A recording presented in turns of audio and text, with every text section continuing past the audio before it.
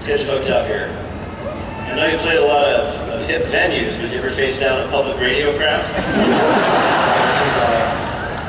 This is a first for me, actually. This is really cool. Yeah.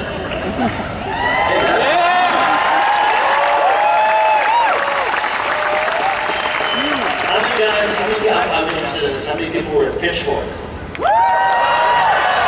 Chances closing the set there at Pitchfork. I heard you, if there was a roof, you would have blown it off. That's an outdoor venue joke, and it works here. That was a great play, great show. Yeah. Are you ready to do this after, man? Yeah, I'm pretty hyped. We still got like 2 more minutes before it starts, right? No, pretty much right now. For him, yeah, no, we can wait. Right. You need to sort of relax, get your bearings. I think I'm ready to start it. Let's go. All right. Let's go, Fee.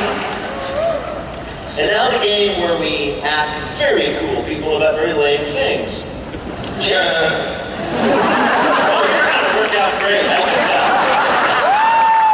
Chance the rapper got his name because nobody would believe a guy named Chancellor Bennett could rap. As far as we see it, he's the king of Chicago hip-hop. Who cares about that county guy? And we are delighted to have him with us today. Chance the rapper.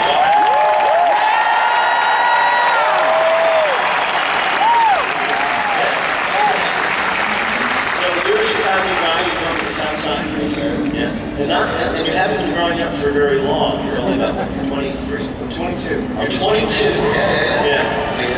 You are. Yeah. And this is the story we heard, which is that you've been performing since you were a kid, right? Yeah. I started out doing talent shows and performing at little open mic programs and youth programs around the city, and yeah. I've been doing it for a while now. We heard you, at one point you did a fine Michael Jackson impersonation. Wow, that's crazy. That's deep. Yeah, I did do that at my kindergarten graduation. So less than 20 years ago. But yeah. What did you do? What did you sing? I didn't sing. I just danced. I'm actually a really accomplished dancer. And,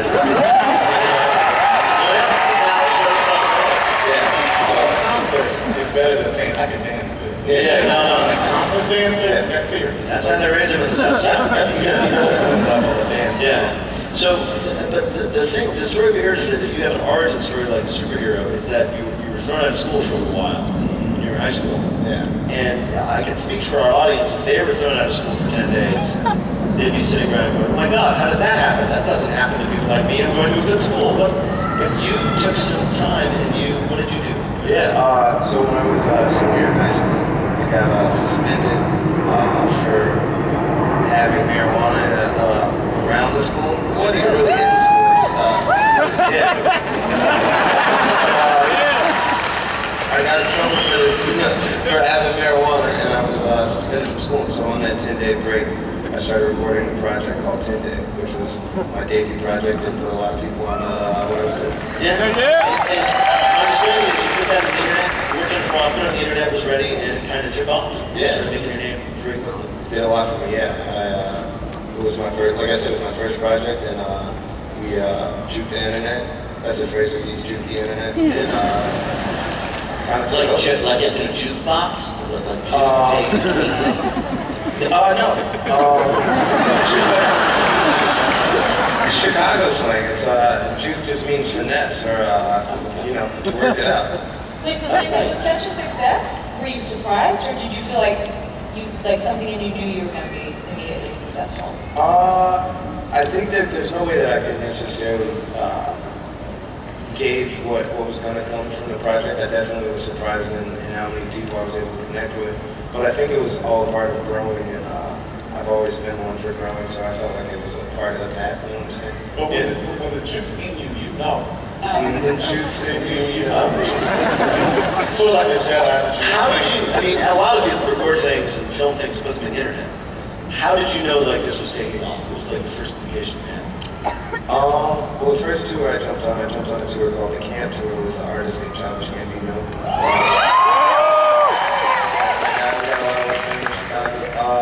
And I just got a great response moving around. I was an opener. I was 18 at the time, and I think anybody had heard my project. But when I got to these smaller markets, seeing kids respond to it, I knew that it was taking flight.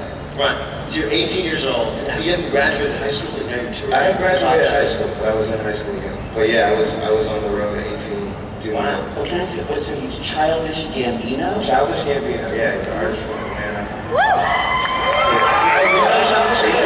Gambinos are a very fearsome crime family. I would never want to call on Childish. Yeah. He's in the crime syndicate. So, more on the comedic. Donald Glover, yeah. Oh, that's Childish. It's like his name. It's not like it's not at all like our Brooks. Even I know that. So you're touring hip hop shows. You put out some albums that have done tremendously well. You're headlining festivals. What would you say now if he or she were here to the principal of the high school you suspended? Well, there's a strong chance that they're here because this is an MJR show.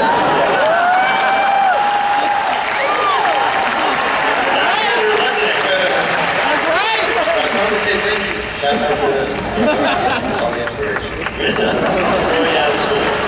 So, Chance, how do you actually compose a rap? I mean, people talk about freestyling. I'm wondering are you so talented that lines just come to you, or I would have to sit down with a rhyming dictionary and work for days. But how does it come to you? That's a great question. I think in part sometimes there's a lot of premeditation, if you will, to making a rap. You got to sit down, focus on your breathing. You want to do a good workout, push-ups, maybe sit-ups, play cards, think about taxes, think about in this life and possibly a past life if you're doing that. And then, you take off your socks and shoes, put a pencil between your toes, and you start writing. It's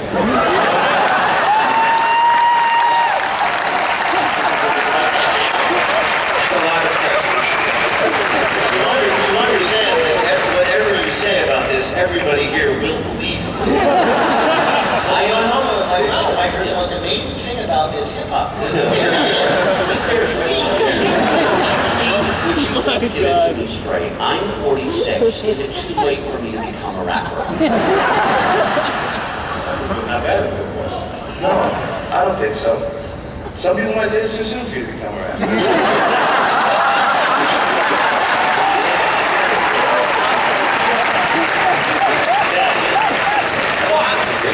Because it's one thing for like a 22-year-old singer-songwriter to sing about having her heart broken, right? But your raps and your rhymes are so complex. There's so much emotional stuff to it. There's so much going on. I mean, you have to pay close attention to everything you're having to say. I mean, you strike me as like you got an old soul. I mean, is that something you carry around? You just feel like you know this stuff, or? Like I said, it all comes from experience and growing, and I think I know what I know now, I know what I don't know, and I'm just trying to, make new stuff. Right. So I mean, like I can appreciate that, and I do put a certain a lot of effort into writing the music and making sure that people can enjoy it over and over again and find new pieces and all the intricacies. But yeah, I mean, I'm not perfect at it, but I'm working on it. Now I don't know much about anything. That's crazy. I just noticed that.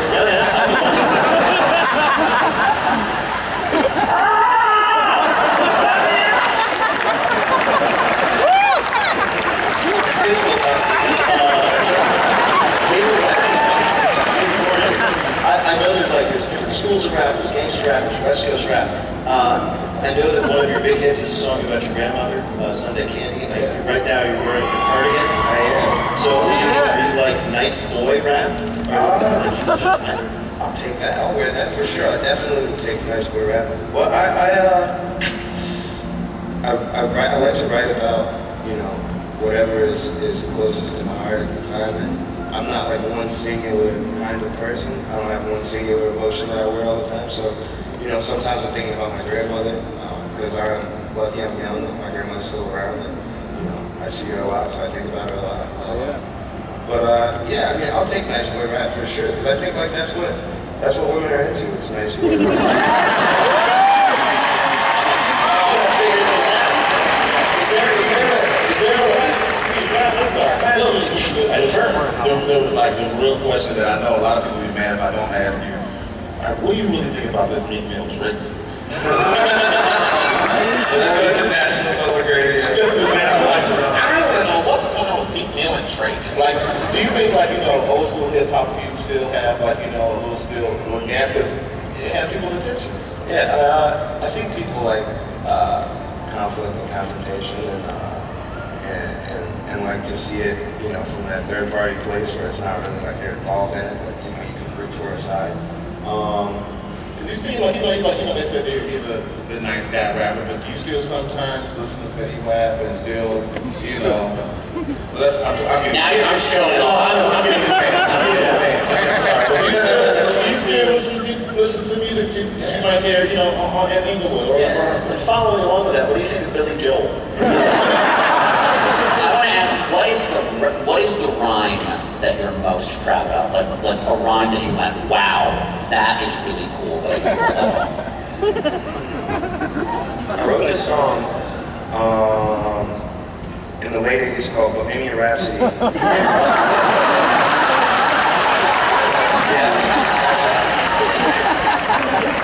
of the ones that I'm most proud of.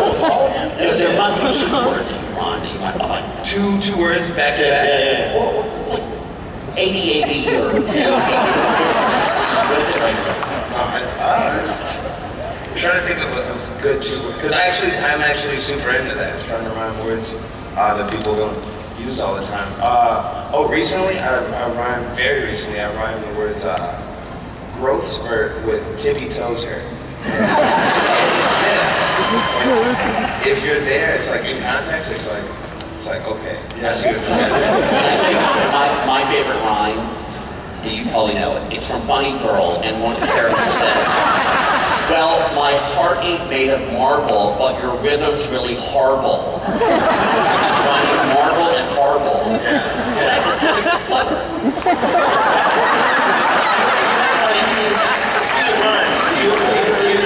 Like, what's the worst one you ever came up with? So you look at like, no, that's not good at all.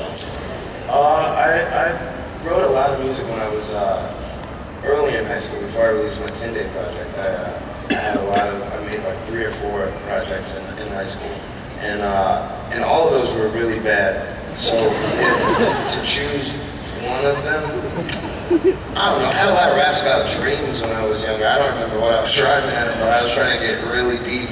Yeah. These dream raps, and it just wasn't working. Yeah. Hey, Chance, you're gonna be a dad. I am going to be a father. Holy moly! You ready for that? I'm getting ready for it. It's coming for you, whether you're ready or not. Trust me on this. If you could give your baby one piece of advice right off the bat, what would you say to him or her? You guys want me to get my letter to my unborn child on NPR?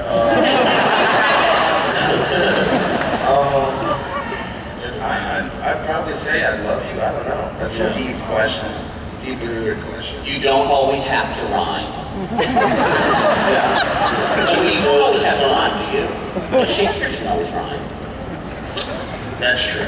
Is Shakespeare noted as a poet or as a playwright?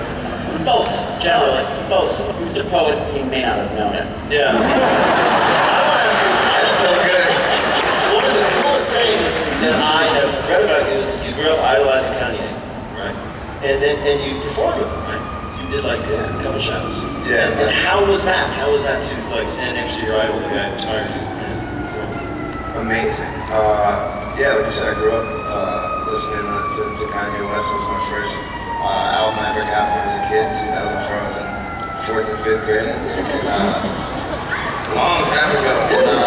That was my introduction to music. And since then, I just always, wanted to work closely with him and wanted to meet him. And, Did he live up to your expectation? Yeah, definitely. Kanye West is like one of the greatest human beings of all time. I don't know if you've ever heard him sing, but those two people. I'm sorry.